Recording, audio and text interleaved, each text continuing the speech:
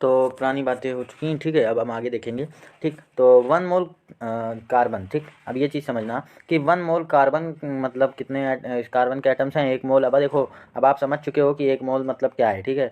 तो अब आप समझ चुके हो, बार बार बताने से फ़ायदा नहीं है, अब आप अच्छे से समझ चुके हो 1 मोल, ठीक है। तो 1 मोल कार्बन से मतलब क्या है कि इतने कार्बन के एटम्स हैं, कितने 6.022 इंटू 10⁻23 कार्बन के एटम्स, ठीक। तो दोनों बात एक ही हैं, ठीक। और इसका मास कितना होगा 12 ग्राम, ठीक, 12 ग्राम, ठीक। इतने कार्बन आइटम्स का मास कितना होगा 12 ग्राम, है ना, 12 ग्राम। तो हम या तो ये कहें कि 1 मोल कार्बन मतलब 12 ग्राम कार्बन आइटम का मास, ठीक। तो ये बराबर है, और ठीक सेम है, मतलब 1 मोल कार्बन आइटम का मास कितना होगा 12 ग्राम, और 1 मोल से मतलब क्या होता है कि इतने कार्बन आइटम, तो इतने कार्बन आइटम्स का मास 12 ग्राम होगा, ठीक है। और अब इसी तरह अगर हम बोलें 1 मोल Na, तो 1 मोल Na मतलब सोडियम होता है, तो 1 मोल सोडियम मतलब इसका 23 ग्राम सोडियम, है ना, ठीक। और 1 मोल Na मतलब इसमें कितने का सोडियम के एटम्स हैं 6.022 इंटू 10⁻23 सोडियम के एटम्स हैं, है ना। 1 मोल सोडियम मतलब इतने सोडियम के एटम्स हैं, और 1 मोल सोडियम मतलब 23 ग्राम सोडियम की हम बात कर रहे हैं, क्योंकि इतने एटम्स, इतने सोडियम के एटम्स मतलब 1 मोल सोडियम के एटम्स का मास कितना होगा 23 ग्राम। तो हम कह सकते हैं कि 23 gram sodium is equal to 1 mole sodium, ठीक है, दोनों एक ही चीज़ हैं। और 1 मोल सोडियम मतलब 6.022 इतने सोडियम के एटम्स। तो ठीक, एक बार और सुन लो, 1 mole sodium is equal to मतलब बराबर होगा किसके 23 ग्राम सोडियम, मतलब 23 ग्राम अगर हम सोडियम के ले लें तो भी 1 मोल सोडियम होगा, है ना, उल्टा भी तो हो सकता है, ठीक। तो 1 मोल सोडियम मतलब 23 ग्राम सोडियम हो गए, ठीक। या हम उसका उल्टा कहें अगर, तो 23 ग्राम सोडियम अगर हम ले लें तो कितने होगा, उसमें कितने सोडियम के एटम्स होंगे 6.022 इंटू 10⁻23 सोडियम के एटम होंगे, और इसका मतलब वो 1 मोल सोडियम होगा, ठीक। तो 23 ग्राम सोडियम मतलब 1 मोल सोडियम, और 1 मोल सोडियम मतलब 23 ग्राम सोडियम, ठीक। और 1 मोल से मतलब क्या है, कितने सोडियम के एटम 6.022 इंटू 10⁻23 सोडियम के एटम्स, ठीक। अब हम एक कंडीशन की बात कर रहे हैं, ठीक। चलो, कि कंडीशन क्या है, at S T P, at S T P आप लोग जानते होंगे, स्टैंडर्ड टेम्परेचर प्रेशर इसका फुल फॉर्म होता है। और इस कंडीशन में क्या होता है कि टेम्परेचर जो है वो 273 केल्विन रहता है, और प्रेशर 1 एटमॉस्फेरिक रहता है, ठीक। तो 1 एटमॉस्फेरिक प्रेशर हो और 273 केल्विन हो, तो 1 मोल गैस जो होगी वो 22.4 लीटर गैस होगी। 1 मोल कोई भी गैस होगी तो उसको वो कितने लीटर होगी 22.4 लीटर होगी वो गैस, ठीक। जैसे एग्जाम्पल देखो, 1 मोल CH4 गैस, ठीक है, हमने क्या लिया 1 मोल CH4 गैस लिया, ये मीथेन होती है, ठीक। तो हमने 1 मोल मीथेन की गैस लिया, तो इसका मतलब वो कितनी होगी 22.4 लीटर होगी, ठीक। एट एस टी पी ये कंडीशन होना जरूरी है, ठीक। तो एट एस टी पी में अगर हम कोई भी 1 मोल गैस लेते हैं तो वो 22.4 लीटर होगी, और 24 लीटर तो ये लिक्विड स्टेट में है ना, और इसमें कितने आइटम्स होंगे, अब 1 मोल है, 1 मोल CH4 है मतलब 1 मोल मीथेन है, तो 1 मोल से आप सीधे सीधे समझ गए कितना 6.022 इंटू 10⁻23 CH4 के मॉलिक्यूल्स होंगे, ठीक। 1 मोल से आप क्या समझ गए कि इतने मॉलिक्यूल्स होंगे मीथेन के, ठीक। और इतने मीथेन का जो मास होगा वो कितना होगा 16 ग्राम होगा। तो ये चारों चीज़ें बराबर है, ठीक है, हम इस तरह से लिख सकते हैं 1 मोल CH4 गैस का मतलब 16 ग्राम CH4 गैस, ये CH4 मतलब मीथेन, तो 1 मोल मीथेन गैस का बराबर 16 ग्राम मीथेन, है ना, ये इसका मॉलिकुलर मास होता है 16 AMU, ठीक, 16 AMU। तो 16 AMU एक CH4 के मॉलिक्यूल्स का मास है, और 1 मोल लिया है, 1 मोल मतलब कितने हमने CH4 के मॉलिक्यूल्स लिए हैं 6.022 इंटू 10⁻23 इतने मॉलिक्यूल्स लिए हैं, तो इतने से मल्टीप्लाई कर दो मतलब ग्राम, ठीक है, यही ग्राम ग्राम में निकलेगा, तो ग्राम में कितना निकलेगा वो 16 ग्राम निकलेगा, ठीक। तो ये देखो 1 मोल CH4 गैस मतलब 1 मोल मीथेन गैस का मास कितना आएगा 16 ग्राम आएगा, 16 ग्राम मीथेन, दोनों चीज़ बराबर होंगी। और 1 मोल से आप सीधे सीधे मतलब समझ गए क्या कि 6.022 इंटू 10⁻23 CH4 के मॉलिक्यूल्स हैं, तभी तो हम 1 मोल बोल रहे हैं। 1 मोल क्या है, 1 मोल एक नंबर है जो इतनी क्वांटिटी को रिप्रेजेंट करता है, कितने 6.022 इंटू 10⁻23, है ना, इतने को। अब मोल हम अच्छे समझा दिया हूँ, अब समझ में आ गया होगा, ठीक है। तो मोल वाला चाहे तो दोबारा वीडियो देख लो, ठीक, ज़रूरी है। तो अब इतने 16 ग्राम मीथेन में, या हम कहें 1 मोल मीथेन गैस में वो एस टी पी पे है, तो 22.4 लीटर वो होगी, ठीक, 22.4 लीटर वो मीथेन गैस होगी। कंडीशन क्या होनी चाहिए एट एस टी पी। अब ये आपकी जो निकाला गया है, ठीक है, इसको हम लोग उससे करते हैं, ठीक है, फ्रॉम आइडियल गैस इक्वेशन से करके बताते हैं आपको, ठीक। तो कोई भी आपकी आइडियल गैस इक्वेशन हो तो उसके लिए आइडियल गैस इक्वेशन क्या होती है, P V is equal to N R T, है ना, इसको अगर आप थोड़ा डीप में समझें तो यहाँ पर P आपका प्रेशर होता है, V आपका वॉल्यूम होता है, N आपका नंबर ऑफ मोल्स होता है, R आपका एक यूनिवर्सल गैस कांस्टेंट है जो कि होता है R इज इक्वल टू 0. ये वैल्यू रखी जाती है और इसकी यूनिट होती है एटमॉस्फेरिक पर मोल पर मोल लीटर पर मोल पर केल्विन। ठीक, मतलब एटमॉस्फेरिक लीटर पर मोल पर केल्विन। ठीक, ये होता है यूनिट। अब इसकी यूनिट बनती कैसे है, तो R is equal to PV upon NT होता है। P प्रेशर हो गया, V आपका वॉल्यूम हो गया, नीचे N मतलब नंबर ऑफ मोल्स हो गया, T मतलब टेम्परेचर हो गया। तो ये N और T की यूनिट को जब आप ऊपर ले जाएंगे तो कुल मिला के R की यूनिट ये बनती है atmospheric litre mole inverse 1 kelvin inverse 1, मतलब ये डिवाइड में। ठीक, तो ये इसकी यूनिट बनती है और इसकी वैल्यू ये लिखी है, ये कांस्टेंट है, ये गैस के लिए यूनिवर्सल कांस्टेंट है। जिस तरह आपका वो ग्रेविटी के लिए 9.8 वाली जो होता है वो यूनिवर्सल ग्रेविटेशन कांस्टेंट है, उसी तरह ये गैस कांस्टेंट है, यूनिवर्सल गैस कांस्टेंट है, जिसकी वैल्यू क्या होती है R इज इक्वल टू 0.0821। ठीक, तो इससे अब हम लोग इससे हम आपको प्रूफ करके दिखाएंगे। देखो कैसे, देखो मान लो आपको P दे दिया जाए 1 एटमॉस्फेरिक प्रेशर आपको दे दिया गया 1 एटमॉस्फेरिक। ठीक, और टेम्परेचर 273 केल्विन, यही कंडीशन होनी चाहिए।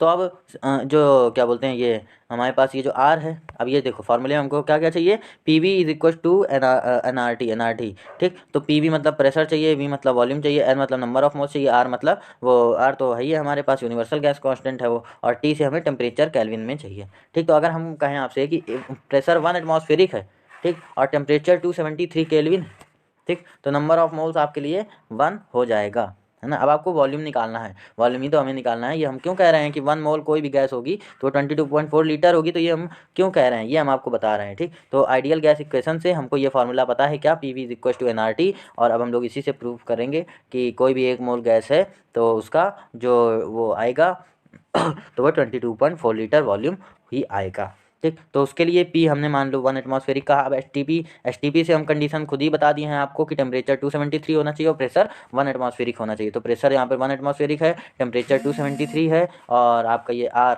ये आपका यूनिवर्सल कांस्टेंट है, यहाँ से हम आपको बता दिया हूँ। तो R भी हो गया नंबर ऑफ मोल। अब 1 मोल के लिए यही तो निकालना है। हम यहाँ पे क्या कहे थे कि 1 मोल गैस होगी कोई भी, तो ठीक है, तो 1 मोल के लिए हम बात कर रहा हूँ, तो 1 मोल कोई गैस होगी तो वो 2.4 लीटर होगी। तो 1 मोल तो हम सीधे सीधे क्वेश्चन में कह ही रहे हैं, तो 1 मोल के लिए यही तो फाइंड करना है। तो इसका मतलब आपको नंबर ऑफ मोल कितना दिया गया है 1, आपको निकालना क्या है वॉल्यूम, तो वॉल्यूम निकाल लो। PV is equal to nRT के फॉर्मूले में रखो, वॉल्यूम को इधर होकर रखो, P से डिवाइड करोगे, तो जब इसको सॉल्व करोगे तो आएगा 22.4 लीटर। मतलब आपका आ गया वॉल्यूम, क्या आ गया 22.4 लीटर। मतलब STP में अगर हम कोई गैस लेते हैं, STP मतलब स्टैंडर्ड टेम्परेचर प्रेशर में, मतलब प्रेशर आपका 1 एटमॉस्फेरिक हो, टेम्परेचर 273 के हो, और R तो आपका कांस्टेंट है वो, तो इसे प्रूव करने के लिए। ठीक, N आपका नंबर ऑफ मोल मतलब 1 मोल, तो कोई भी 1 मोल गैस होगी तो उसका वॉल्यूम कितना होगा 22.4 लीटर होगा 1 मोल गैस के लिए। 1 मोल से मतलब क्या हो गया 6.022 इंटू 10⁻23 मॉलिक्यूल्स हों उस गैस के। ठीक, तब उसका वॉल्यूम कितना आएगा 22.4 लीटर, और इसको हम लोग मोलार वॉल्यूम भी कह सकते हैं।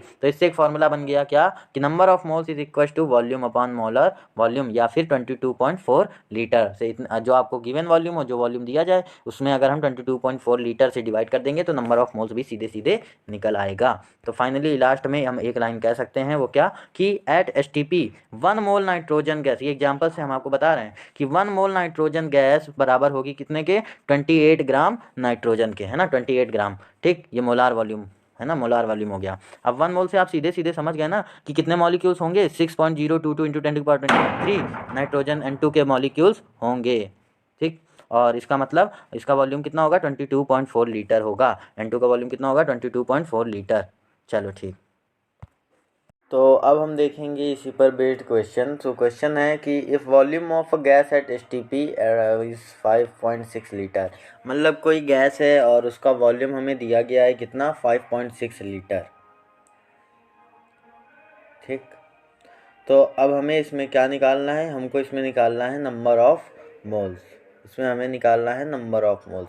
आपको क्वेश्चन में वॉल्यूम दिया गया है STP में कितना 5.6 लीटर, और आपको इसमें निकालना है नंबर ऑफ मोल्स।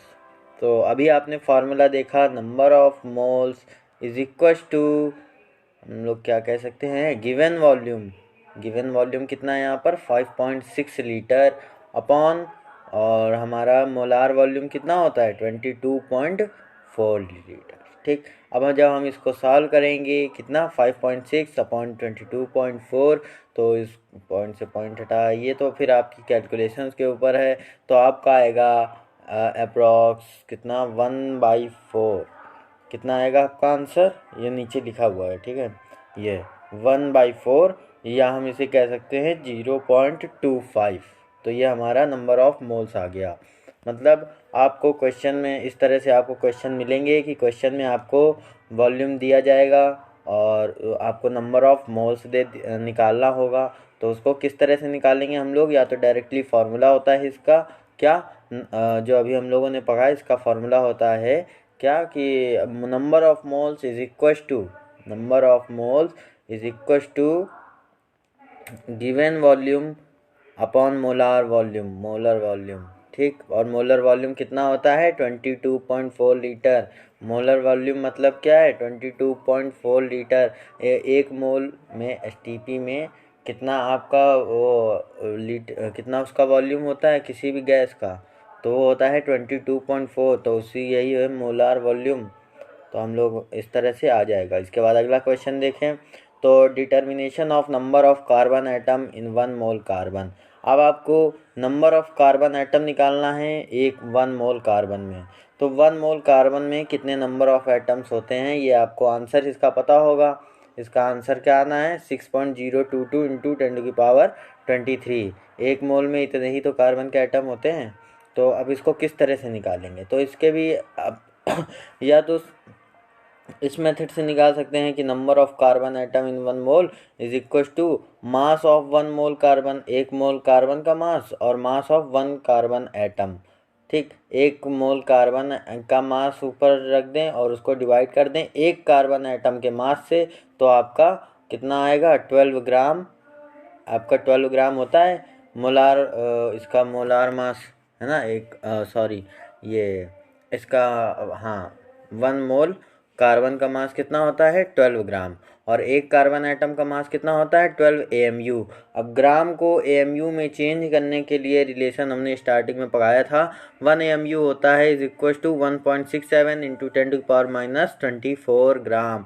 तो यहाँ पर AMU को ग्राम में जब सेम यूनिट हो जाएंगी तभी तो कटेंगी, तो AMU के ग्राम में कन्वर्ट कर लेंगे, तो क्या हो जाएगा 12 ग्राम ऊपर रहेगा और नीचे क्या हो जाएगा 12 में कितना मल्टीप्लाई कर दें 1.67 इंटू 10⁻24, और अब ये किस में कन्वर्ट हो गया ग्राम में, ठीक।